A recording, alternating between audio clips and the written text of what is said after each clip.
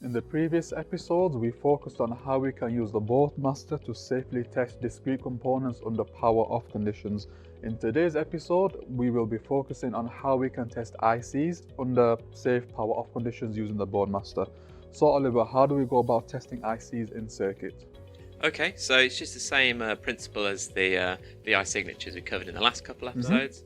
So instead of doing that VI signature between 2 points on the PCB, we're doing that VI signature between a pin and a ground, and between a pin and another pin, so you get to see inside the IC. I see.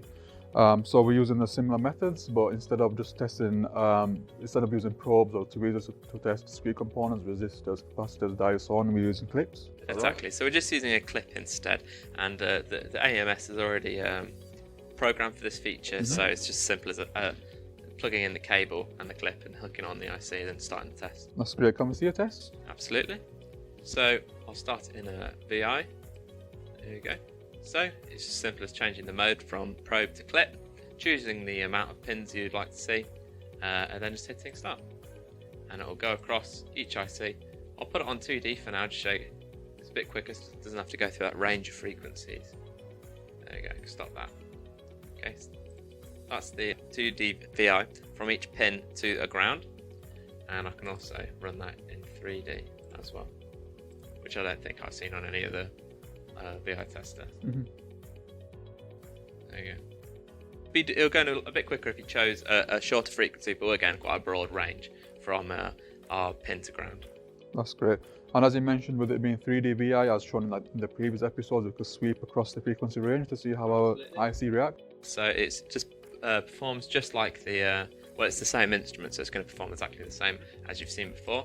I can open up the view here. This is just from pin 1 to the ground, and this is what the 3D image looks like. So we've got our voltage against current, and then backwards we've got our frequency.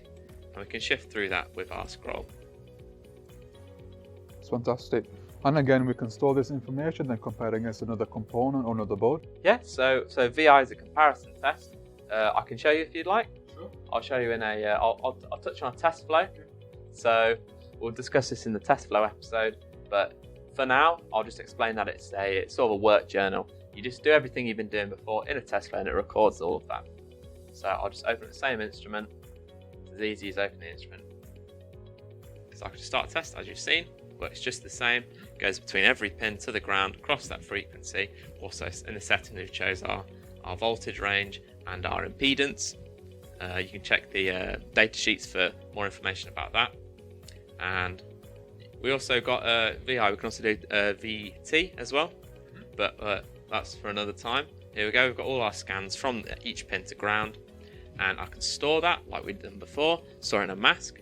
The test flow, when you save your test flow, actually saves that mask as well. So when you come back testing the same board, it'll be able to compare that signature against your stored mask. So just to touch upon that, everything is saved, even the settings and absolutely. So even when we go onto our MIS4, where it's got oscilloscopes and things, when you come back to your test flow, you don't need to change all the settings and scale it up, scale it down whatsoever. So it must save you a lot of time.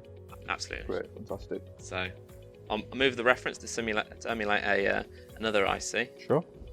There you go. And because it's a different reference, you obviously get a fail.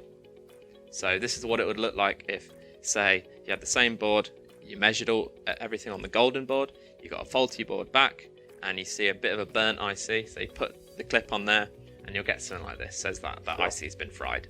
And then to look at each individual pin, you can select the pin of your choice, and then look at it in more detail. Absolutely. Right, so here we're looking at pin 1 to ground. Sure.